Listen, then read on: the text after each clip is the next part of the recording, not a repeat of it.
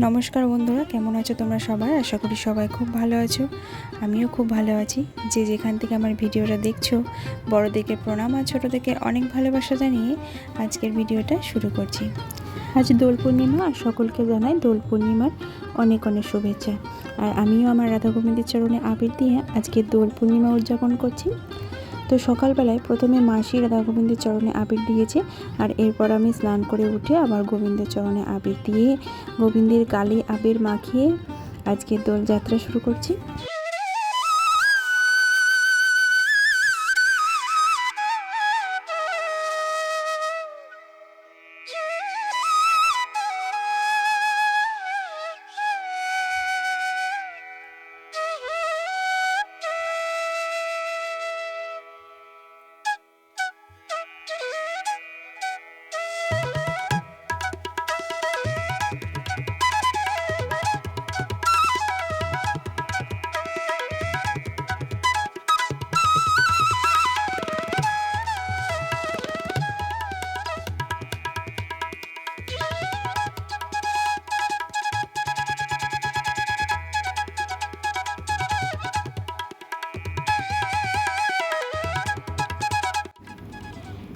ওদিকে মাসি পুজো করছে, আর এদিকে আমার ছেলেকে দেখো ঠাকুর ঘরের সামনে গিয়ে কীরকম করছে। ও যদি গেটটা খোলা পেতো কি আনন্দটাই না হতো, ভেতরে গিয়ে বেশ সুন্দর করে একটু পুজো করে দিয়ে আসতো।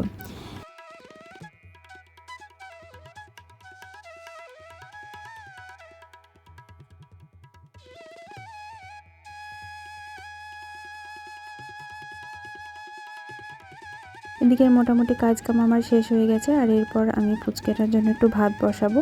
সেই জন্য মুগের ডাল, চাল আর সমস্ত সবজি দিয়ে ভাতটা বসিয়ে দেবো। আর মেয়ে গেছিলো পড়তে, আর সেখানে বান্ধবীদের সঙ্গে দোল খেলে এসেছে, মানে আবির দিয়ে কীরকম আবির খেলে এসেছে দেখো। আর এরপর আবার খেলবে বাড়িতে এখন। আর এই যে আমার ফুচকাটা কি কাজে ব্যস্ত, বাসনপত্র নিয়ে প্রচুর কাজে পড়েছে আর কি। মেয়ে খাবে ম্যাগি, তাই আবার ঝটপট করে ওকে একটু ম্যাগি বানিয়ে দিলাম। তাড়াতাড়ি খাবে, দোল খেলতে যাবে না, সেই কারণে তাড়াতাড়ি খেতে হবে, তাই একটু ম্যাগি বানিয়ে দিলাম। খাওয়া দাওয়া সেরে মেয়ে এবার চলে এসেছে বাইরে দেখো দোল খেলতে, আর আমি পুচকেটাকে নিয়ে এসেছি একটু বাইরে। আর এই যে দেখো আমাকে সবাই আবির দিতে এসেছে, আর আমিও আবার একটু ওদের থেকে নিয়ে একটু ওদেরকে দিয়ে দিলাম। কি করব, আমি তো আবির নিয়ে আসিনি বাইরে, তাই ওদের থেকে নিয়ে একটু ওদের গালে দিয়ে দিলাম। আমাদের এখানে এই নদিয়াতে দোল খেলা হয় একদিনেই। সকালে হয় রং নিয়ে খেলা, আর বিকেলবেলায় হয় আবির নিয়ে খেলা। আর আমার বাবার বাড়ি যেখানে মুর্শিদাবাদ, সেখানে হয় দুদিন রং। মানে প্রথম দিন হয় আবির খেলা, মানে যেদিনকে দোল উৎসব আর কি, দোল পূর্ণিমা, সেদিনকে হয় আবির খেলা, আর পরের দিন হয় রং নিয়ে খেলা। তো আমরা ছোট থেকেই প্রথম দিন যেদিনকে মানে দোল পূর্ণিমা থাকতো সেই দিনকে আবির নিয়ে একটু খেলতাম, আর রঙের দিন আর বাইরে ভয়ে বেরোতাম না। সেই দিনকে সমস্ত মানে বড়রা রং খেলতো, সেদিনকে আর আমরা বেরোতাম না। আর আমরা শুধু যেদিনকে দোল পূর্ণিমা সেদিনকে আবির নিয়ে একটু দোল খেলতাম। এই ছিল আমাদের ছোটোবেলার দোল খেলা। আমরা কোনোদিন রং খেলিনি, মানে প্রথম দিন যেটা খেলতাম সেই আবির নিয়ে একটু খেলতাম, তাও আবার ছোটোবেলায়। আর একটু বড় হওয়ার সঙ্গে সঙ্গে সেটাও বন্ধ হয়ে যায়, কারণ আমাদের নিষেধের প্রাচীরটা ছিল অনেক বড়। আর এরপর দেখো আমি চলে এসেছি রান্না করতে, আর আজকে সমস্ত রকম সবজি দিয়ে একটা 5 মিশালি তরকারি রান্না করব, আর তার মধ্যে উচ্ছেও দেবো, তাই উচ্ছেটা আগে ভেজে নিয়েছি। আর এরপর দেখো তেলে 5 ফোড়ন, শুকনো লঙ্কা, তেজপাতা ফোড়ন দিয়ে একটু বড়ি ভেজে নিচ্ছি। আর এরপর সমস্ত সবজিগুলো দিয়ে ভালো করে ভেজে নিয়ে একটা তরকারি করব। তো এই তরকারিটার মশলা কিছুই দেবো না, জাস্ট এই প্রথমে যে ফোড়নে দিলাম, মানে ফোড়ন দিয়ে চাপালাম আর বড়িটা ভেজে দিলাম, এটাই হচ্ছে মশলা। তাছাড়া তো লবণ, হলুদ, একটু মিষ্টি, এগুলো তো রেগুলার মানে রান্নায় লাগবেই প্রতিদিনের তরকারিতে। তাছাড়া এমনি কোনো জিরে গুঁড়ো, ধনে গুঁড়ো, বাদা বাটা সেসব কিছুই দেবো না। এই যে দেখো তরকারিটা দেখো এক কড়াই, মানে আমাদের এতগুলো মানুষের দুবেলার তরকারি এটা, সেই জন্য একবারেই করে নিচ্ছি। আমার ছোটোটাকে নিয়ে দুবেলা রান্না বান্না করা খুবই অসুবিধা হয়, রাত্রে যেটুকু না করলে না সেটুকুই করি।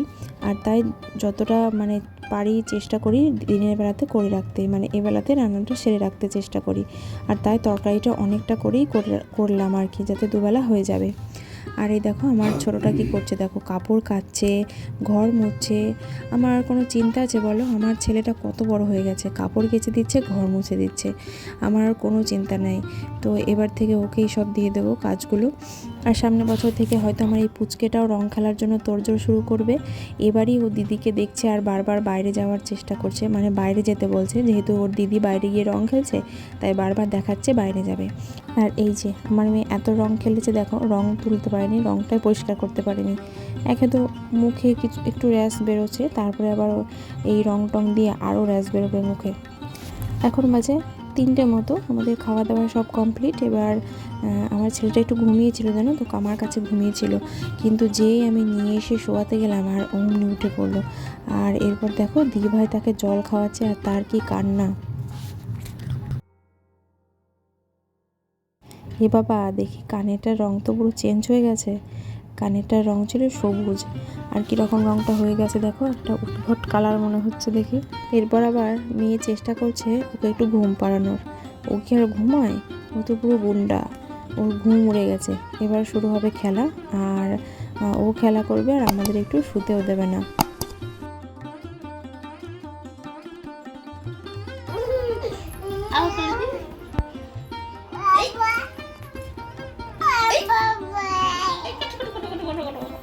এবার শুরু হবে আবির খেলা।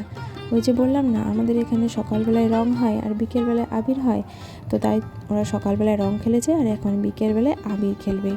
আর দেখো আবিরের কালারগুলো এত সুন্দর।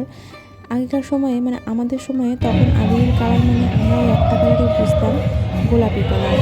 তখন এত ভ্যারাইটি কালার অ্যাভেলেবেল ছিল না, কিন্তু এখন এত সুন্দর সুন্দর আবিরের কালার, মানে দেখেই মন ভরে যায়, এত সুন্দর লাগে কালারগুলো, দেখেই মনে হয় হাত দিয়ে আবিরগুলো, এত ভালো লাগে।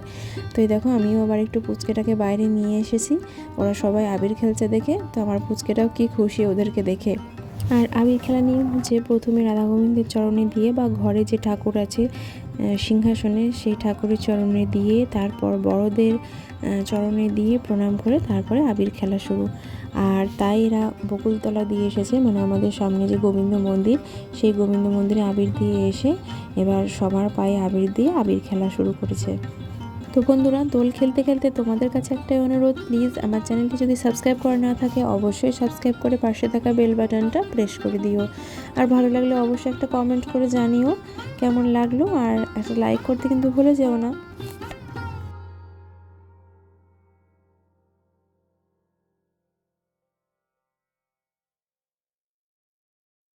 আর দুদিন থেকে তো পুরো ঘর আমার এলোমেলো হয়ে আছে, মানে দুদিন থেকে একটু ব্যস্ত হয়ে আছি।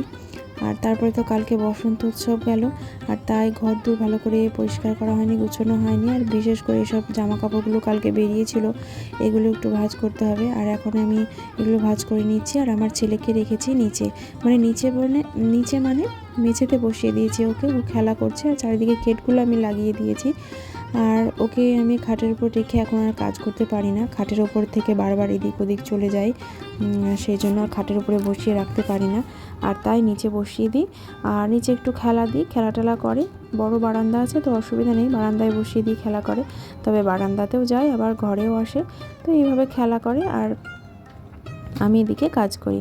আর এই যে দেখো ও প্রণাম করবে, ওর ঠামে প্রণাম করছে, আর ও মাথা ঠেকিয়ে বেশ প্রণাম করতে শিখেছে ঠাকুরের কাছে, আর ও তাই প্রণাম করছে।